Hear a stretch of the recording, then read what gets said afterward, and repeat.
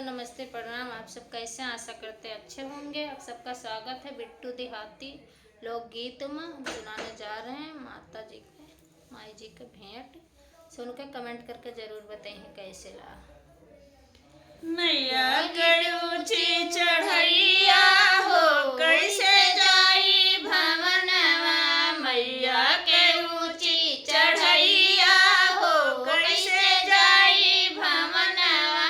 मैया के ऊंची चढ़ैया हो कैसे जाई भवनवा। वही रे मंदिर बिच बैठी दुर्गा मैया। वही रे मंदिर बिच बैठी दुर्गा मैया। हथेली